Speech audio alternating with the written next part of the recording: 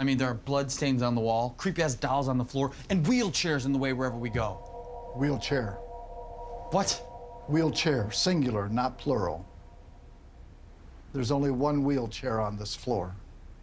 But we've tripped on one in almost every room. Yeah, I know.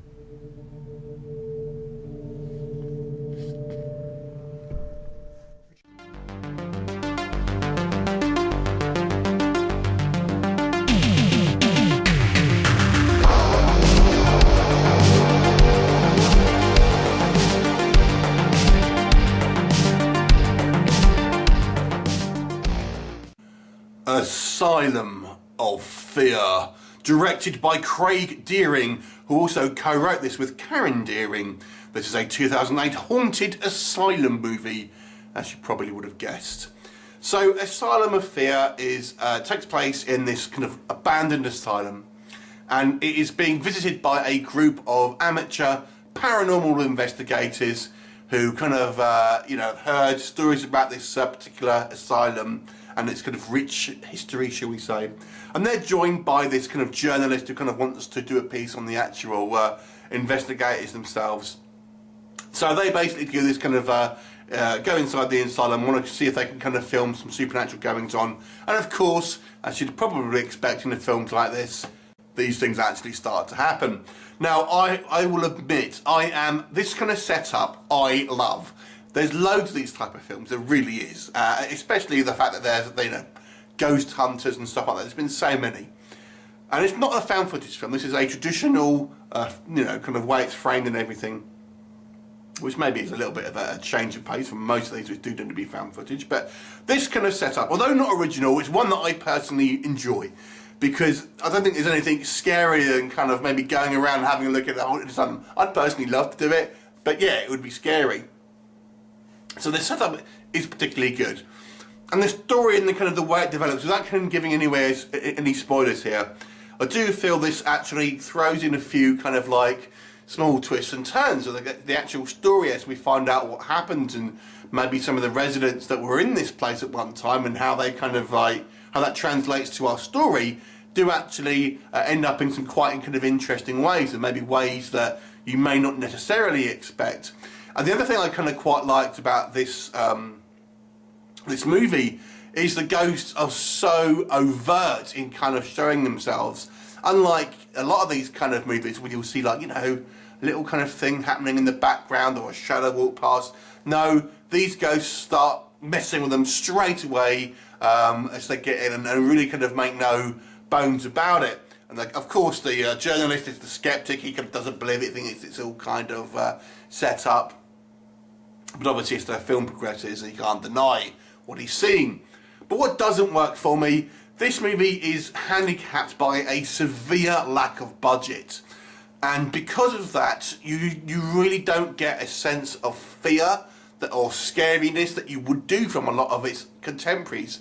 And it really becomes a bit more of just a kind of like, a thing to watch. So part of it stems to the actual set design itself.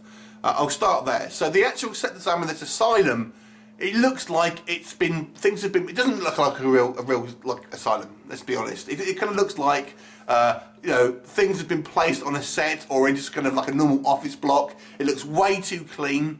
And the things that are there look a little bit placed, like the bloody handprint on the wall and stuff like that. And if there was like as many deaths as, as was reported in this movie, the police would have been all over it, and there would not be bloody handprints on the wall and dolls with blood on them and stuff. All that would have been kind of like, taken in evidence. So, I feel the set design and the kind of the world building of this kind of this place is not good.